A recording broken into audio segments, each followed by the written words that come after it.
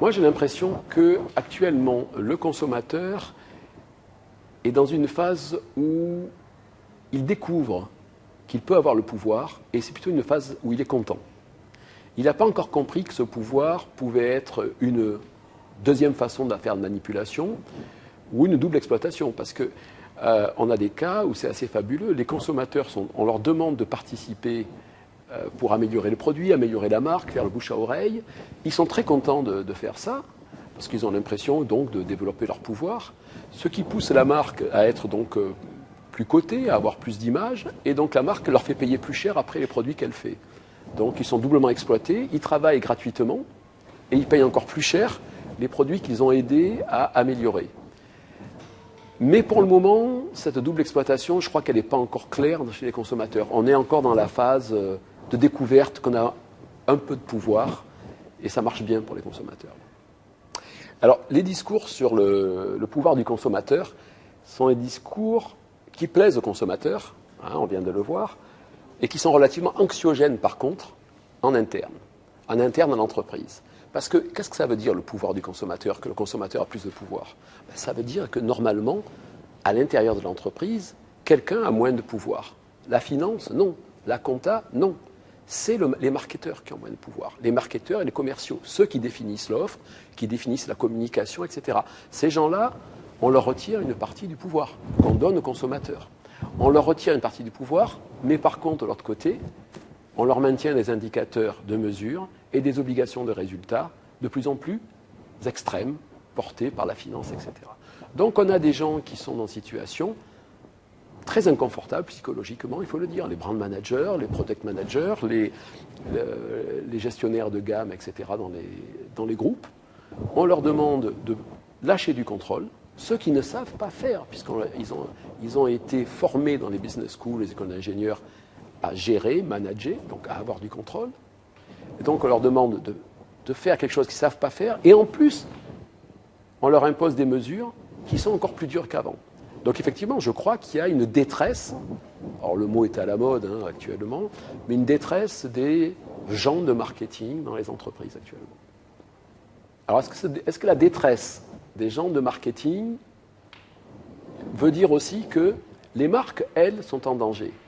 Là, il y a deux discours. Il y a le discours, on va dire, traditionnel, qui dit une marque, c'est un positionnement et des valeurs.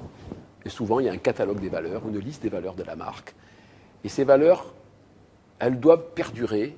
Et tout ce qui peut aller à l'encontre de ces valeurs, de ce positionnement, est dangereux pour la marque. Donc, tout ce que peuvent faire les consommateurs, les images qui peuvent s'échanger sur YouTube de jeux avec des produits de la marque qui n'ont rien à voir, comme par exemple les fameuses vidéos de pilules de Mentos qu'on met dans du Diet Coke et qui font un geyser, sont peut-être très très mauvaises pour l'image de Diet Coke si on prend cette position.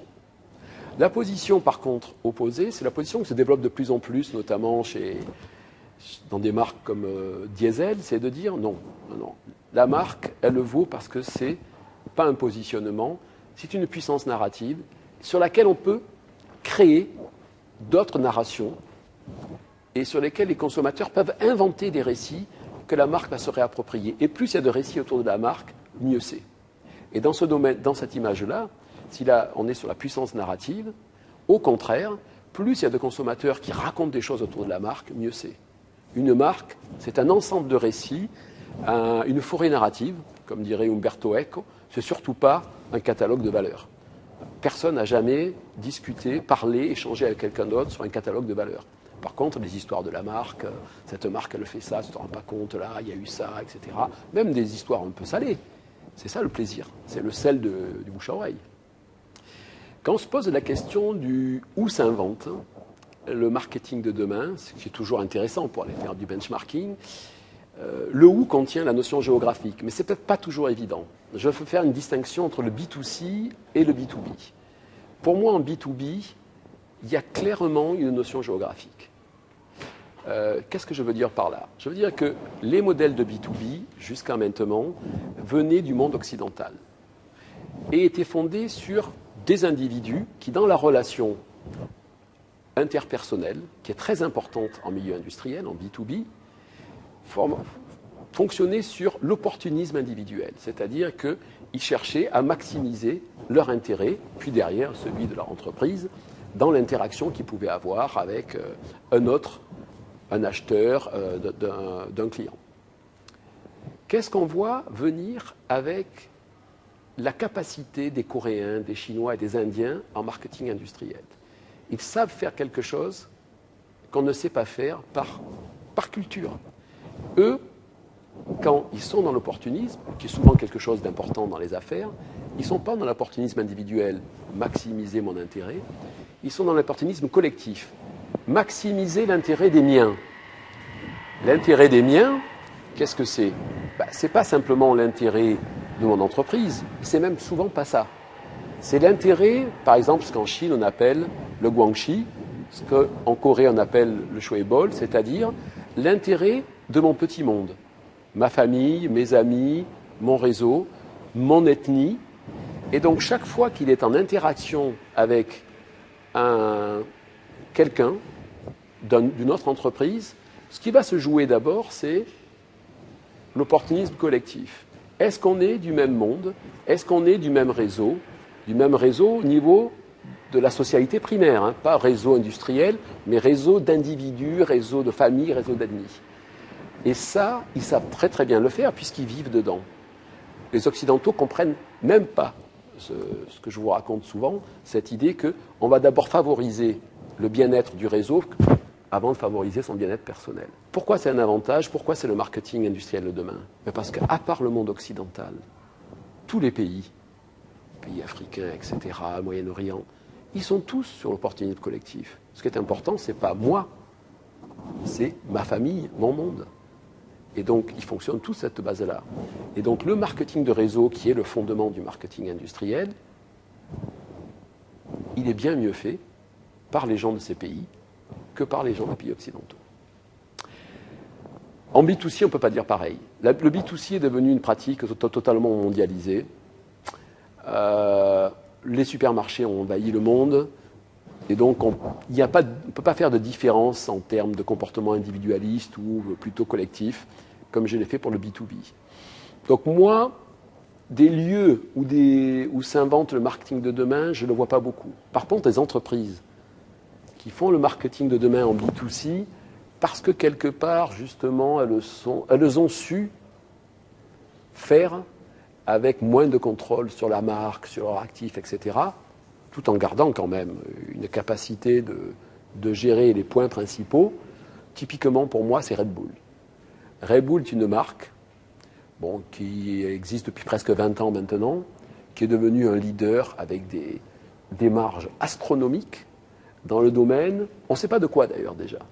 Est-ce que c'est des boissons énergétiques? Est-ce que c'est des boissons de boîte de nuit? Déjà, c'est un élément fort. Il n'y a pas un positionnement clair, alors que les autres essaient d'être à transparence le positionnement. Et donc Red Bull s'inscrit comme exemple en opposition à tout ce qu'on nous dit, il faut être transparent, etc. Je ne sais pas si ça fait rêver beaucoup les consommateurs. Ça. Simplement pour vous donner une idée, Red Bull s'appuie sur une espèce de modèle très simple. Le modèle NAME, N-A-M-E, comme l'acronyme de l'idée de nom en anglais. Une marque, qu'est-ce que c'est? C'est des narratives, c'est des récits. Et pas un seul récit, des tas de récits différents.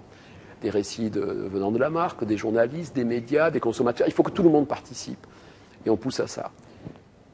A, deuxième élément, A pour ambiguïté. Ne jamais avoir un positionnement clair, au contraire, ne jamais savoir vraiment ce que c'est ce produit. C'est ça qui fait parler les gens. Même chose pour le troisième élément, M, le mystère. Est-ce que c'est fait avec la testostérone de taureau ou pas? On ne le saura jamais puisque les réponses en PDG, Dietrich Mateschitz sont toujours ambiguës. Et eux, entertainment. Que propose Red Bull?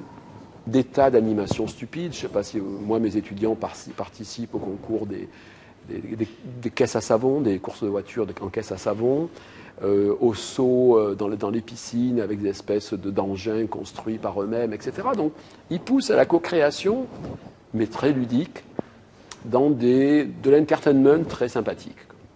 Donc on est très très loin du sérieux du positionnement de beaucoup d'entreprises. Mais par contre, on a des revenus et des bénéfices que beaucoup d'entreprises aimeraient avoir.